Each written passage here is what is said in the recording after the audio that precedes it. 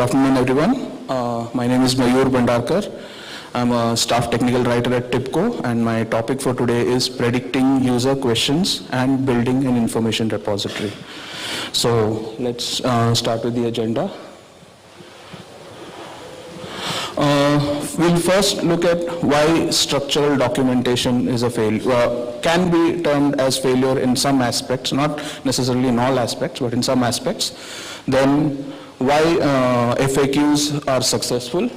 Then what is an FAQ, and what is it that users are looking out for in documentation, and then how to achieve prediction. I mean, there's a formula which I will be sharing it with you. You don't have to sit back and predict. You can use that formula and generate maximum FAQs. And then how to rearrange information, not the traditional way, but in a different way, which can help the users to gain maximum benefit from the documentation. And how data can integrate even in the, how data can help out even in such a scenario.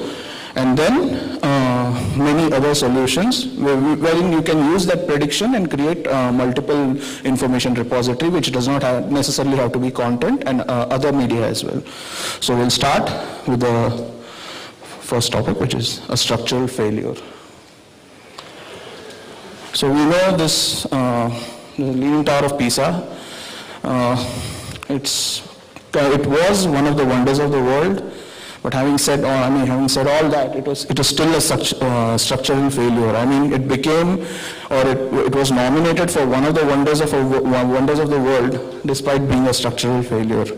So now, when we talk about structural failure, as to why many of the times structured document does not help us out, or why structured document ends up being a failure, we'll have a look at that. These are 5 reasons for structural failures. The percentage given is from, the maximum to minimum. So the topmost reason for structural failure is insufficient knowledge. Then you'll always been in a situation wherein you're new to the company and you still don't know the product very well, but you're documenting, you're documenting certain features, but you don't know where exactly it has to go within the TOC or thing. So insufficient knowledge, things like that. And then underestimation of influence, and ignorance, carelessness, negligence, which has 14%, and then forgetfulness or error, or relying upon others without sufficient control. Now you can say that some, or at least most, not all, but at least most of them, you can bring out a parallel in documentation as well. So these are some of the reasons for structural failure, but we'll look at why queries became successful. Now, queries are successful because the main reason for a query to be successful is it has a human touch. Because let's assume you don't know a product very well, and you always reach out for Google. And in Google, if you don't know something, you know that you can ask a query over there, and you'll get accurate results. So that is the human touch which that query has. When you ask questions, or when you see certain queries, you feel that there's a communication happening over there. So that is the human touch which the queries give. The second, the queries are structured in such a way you feel that the system is communicating with you. Like, are you facing so-and-so problem? Are you facing so-and-so problems? Or something like that. These queries are structured in such a way that you feel that communication happening with the system. And the best part about a query is you have a problem and it provides you a solution. You're not interested in the entire content. You have a problem, you want to achieve something, and that query provides you a solution for what you're looking out for. And then one advantage is, because it's query, because it's not structured, you can opt for informal mode of communication. Let's assume it this way.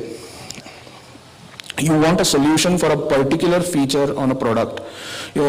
So it's a random engagement. Like if there is an online help, you're only going to read about that particular query or the answer to that particular query of yours. So it's random. You're picking one particular topic from an entire list of queries. So because it's a random engagement, an informal mode of communication always passes on the knowledge, properly. So let's have a look at what are FAQs. FAQs are frequently asked questions, which we anyhow know. So they basically answer what, how, and why of the product or the project that you're documenting. And one biggest advantage of queries, one biggest advantage of FAQs is not only does it answers the queries of your existing customers or existing users, these queries are structured in such a way that even people who don't know about the people who have not purchased the product can have a look at those queries and find out something more about the product, and they can act as a good tool to get more users. And then you can implement SEO to your queries, and you can make sure that there is a lot of traffic coming in to your questions or each of those topics. And that ultimately leads to satisfied customers or users. So now, when I said potential customers, they come and read those FAQs and all. What is it actually, whether it's potential customers or whether it's existing customers, what is it that they're actually looking out for? Everyone wants to know the big picture about the product. What basically can I achieve using this product? And then how is it relevant for the problem or for what I'm looking out for? And the detailed possibilities, like there are many features. Now a product is not targeted for one particular set of functionality. There are many other features as well. So the detailed list of possibilities that are available in the product, those queries also get answered. And then the common reason, the most important reason why we actually refer manuals is to understand the procedure to perform a task. Now this is the crux of what I'm about to present today. So the crystal ball of prediction. Here I'll be revealing the formula to generate as many user queries as possible.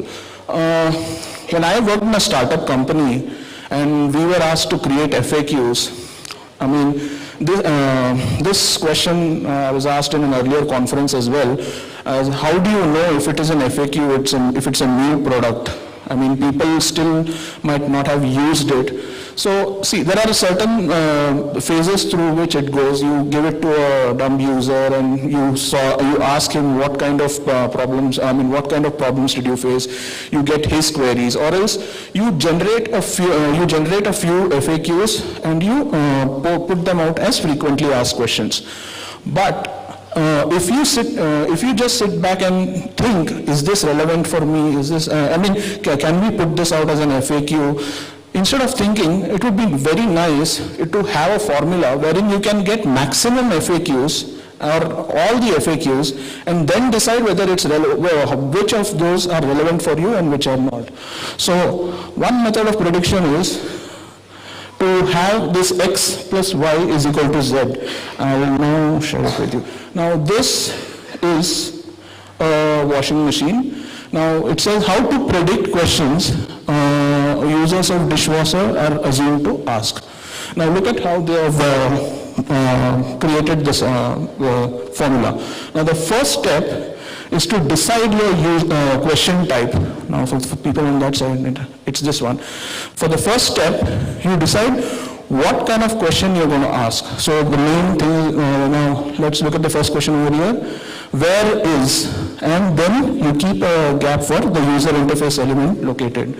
Or then you move on to the second question. Now I have another slide which gives more examples, but this is one way of doing it.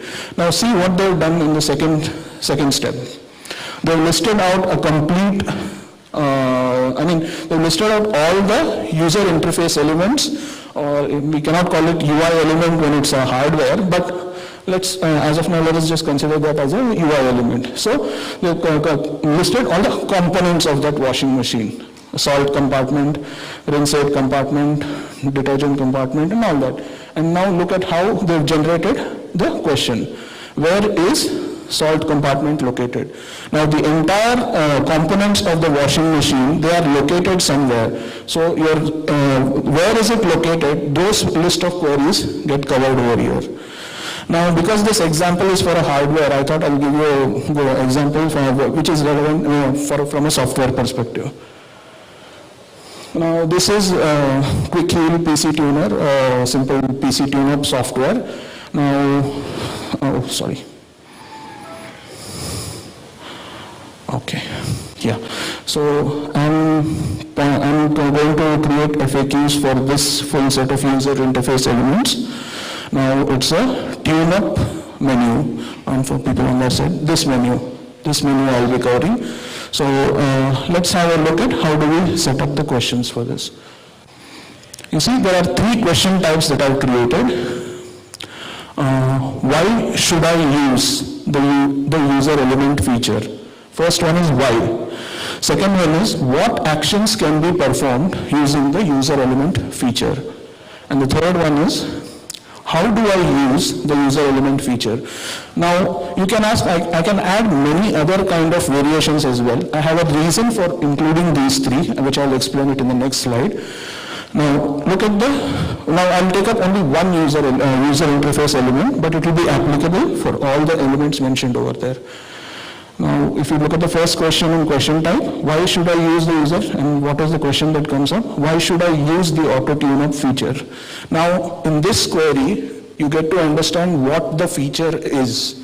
Why am I using this feature? If I purchase this product, why will I be using this feature? Then, what actions can be performed using the auto tune-up feature? So, what all can I do? If now I'm using it, what all can I do with this feature? Then, how do I use it? Okay, I know what all can I do. I know what it's going to do. Now, how do I use it? So, these 3 questions are generated. And now you can change the user interface element and you get another set of, FAQs for those user interface elements. Now, in the next one, I'll show you how it's organized differently from your conventional method, that is a tree structure which you always see. I'm sorry if it is not visible clearly. Is it visible? I mean, can you see what's written? Okay, I'll just read it out from there. Is it okay if I stand here and read out? It's fine? Okay. At this part, you can see, now look at how they've arranged the information over here. In the first step, you see your language, English. So the user has picked the language as English, so the content will be in English, and then he's picked his model number for that washing machine, and then what is your question? Do you want to learn the dishwasher, know how to do a task, and troubleshoot a problem? So they have not arranged it in a proper manner. They are just trying to find out what is it that the user wants. Now, he's posted the search query as salt. Now look at the results that come up.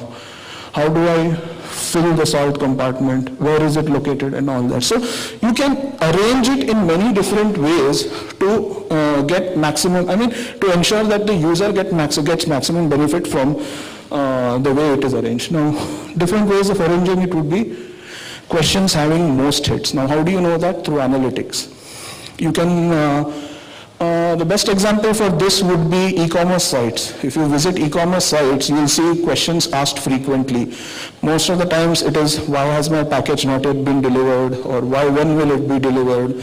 I have not gotten an email for the same. So they realize that these questions are the one where users are accessing the most. So you should make sure after running an analytics that questions having the most hits show up earlier. Or newly added questions. Now your product has gone through one release, now you're going through a next release. So there are some relevant questions pertaining to that release. Make sure that once a new release is done, bring in the newly added questions on top. And then popular procedures. This is the same as question having most hits, but it pertains to procedures, because procedures is something which the users access the most, and the one which is a popular procedure comes up on top. Now, these procedures can also be a part of questions having most hits. And then modified procedures. This is important because your release does not necessarily mean new features all the time. Your release also means that you modified certain features. So when that happens, you have to make sure that a person who's already been using is aware that there's some modification over there in this new release and it's coming up on top. So now here I explain as to why exactly I use those three questions when I gave the example of the software. The data effect. As we all know, data, in the way of arranging information in that is concept, task, and reference. And why it's beneficial to use data even when you're writing FAQs. I mean, you can use a simple word or create the content. Yes, you can, but it gives you the facility to do content reuse, and along with that, the single sourcing feature as well, which can help you out to generate multiple outputs. Now, because it's concept, task, and a reference model, I'll go back to the example again.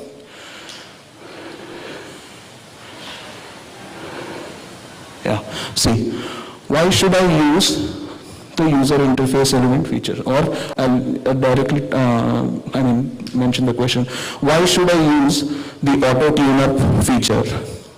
That becomes your concept. What actions can be performed using the auto tune-up feature? You can clear, now in auto tune-up, you can view the results, you can delete the results. For that, I think, yeah, see these buttons over there, details, clear, clear all, close. Like in some other features, there are more things that you can do. So what are the actions that you can perform? So that becomes your reference topic. Now, how do I use the auto tune-up feature? You write the procedure, and that becomes your task topic or a procedure topic.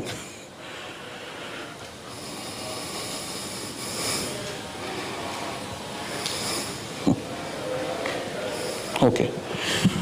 Over here, see, once you create your FAQs, then you'll have to judge whether it is a good way to deliver the content for a lengthy FAQ. This usually happens with procedures.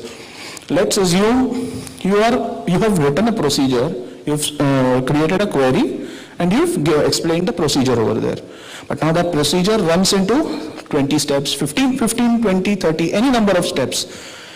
Maintaining user focus for 15, 20 steps in a written content is very difficult.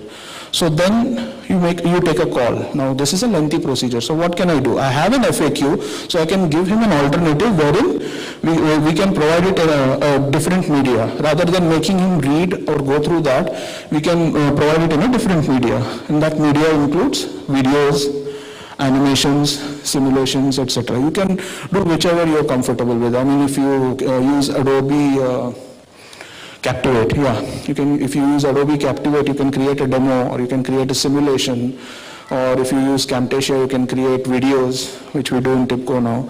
So, and use prediction techniques to create relevant media. Yeah. Now, this is a call which you have to take. It's not necessary that every procedure has to turn into a media.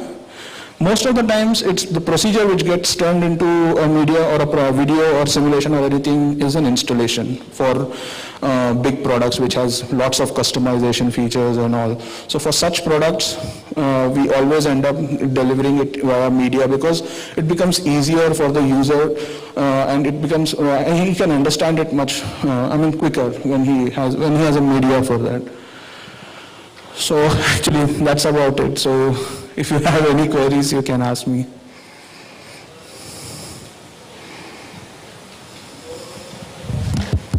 Yeah.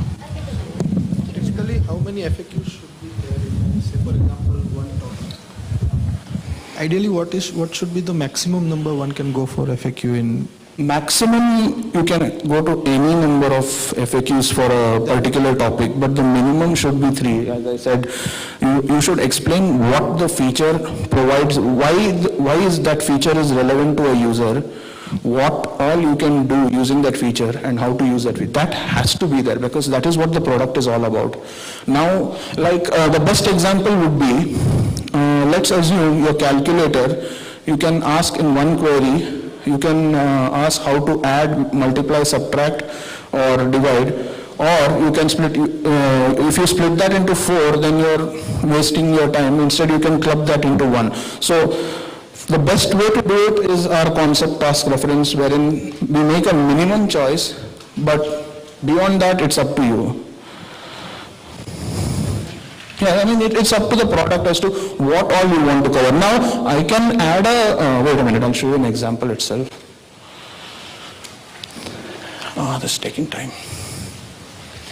Oh. It's going ahead.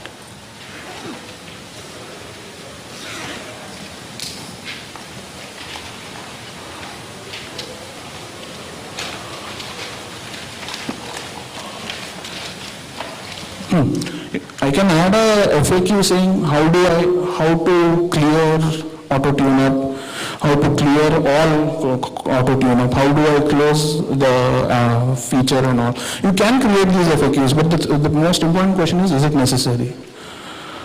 I mean, I can come up with any number of questions. I mean, we usually opt, because we fear using data, we usually opt for minimum three questions like that. Any other questions? Yeah. Where do you want to test the FAQ? Preferably online, not in PDF. No, that delivery model can be anything. Delivery model can be online, like that example which you saw on an iPad, that is an online help. So it's up to you how you want to provide it. I haven't seen anyone providing FAQs on PDF. PDF is usually a manual. FAQs usually end up as online help. Yes.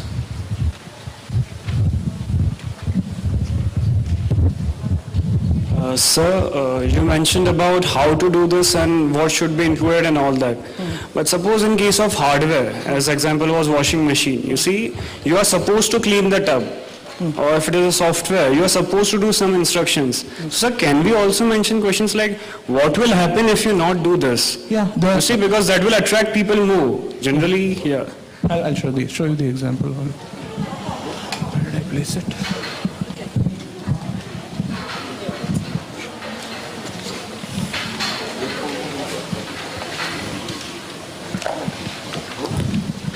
You see this troubleshoot a problem. This is not part of the queries. Know how to do a task, learn about the dishwasher, troubleshoot a problem. Troubleshoot a problem never comes through the UI. Troubleshoot a problem comes through support queries and everything. If there are some support raised queries which you don't have an answer to. As I said, see, not all queries come through the UI, but if you are using the UI, it's better to have a formula than to sit back and assume, do I need to add this question? Instead, get all the possible questions of the product using a formula and then eliminate what is not needed.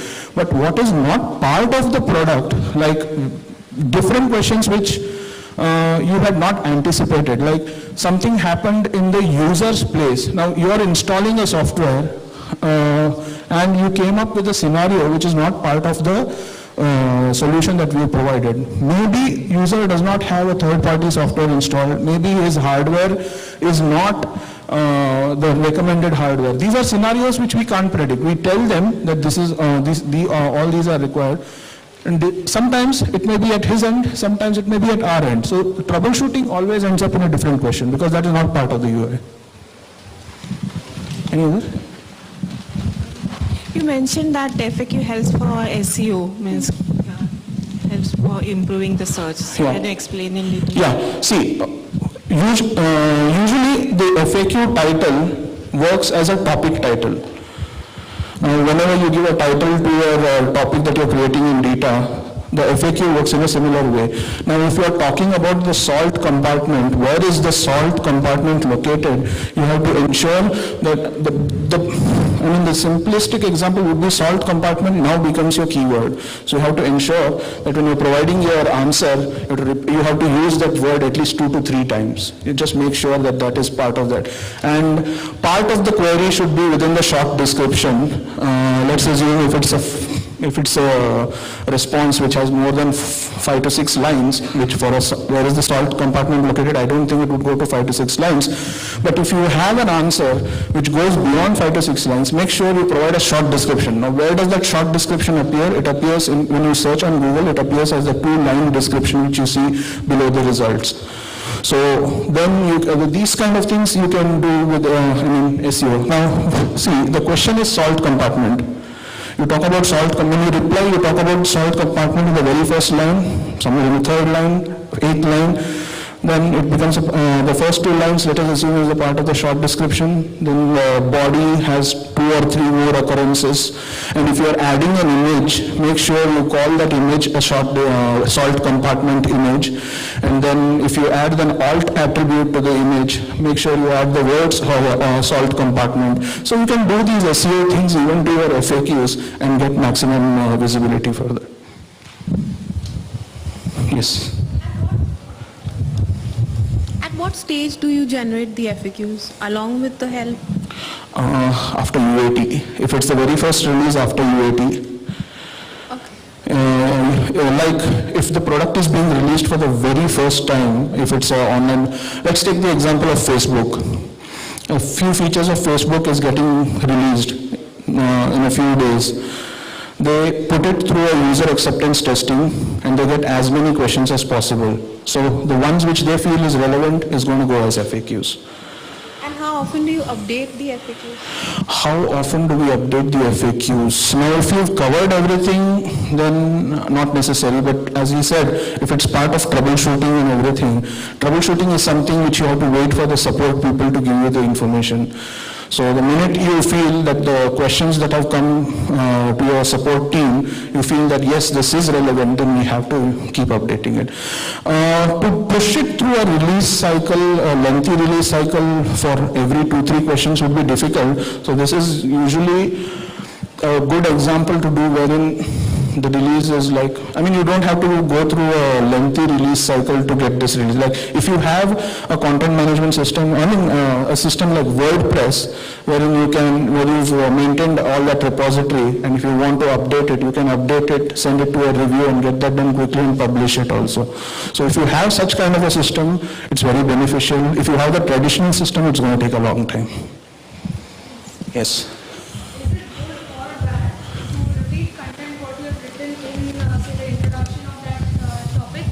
Repeat it in FAQs again? I think it's good because what is I forgot that short form. The first page is, what is it? They say that for data, I forgot that first page is, any page is first page or some. What happens is data is a topic is independent. It cannot be related to something else. When you read that topic, you should get what that topic is all about. It should not be a continuation of some other topic. Now you are asking me, is it good to repeat it? Yes, it's good to repeat it if you're doing it using data because it's single sourcing. You already created it somewhere else. You just have to reference it. Because there's no guarantee that the person who has read, there's no guarantee that the person has already read what is written somewhere else. If you're repeating it, it's no harm because anyhow you are getting the flexibility. In data, you are getting the flexibility to reuse it. Any other questions?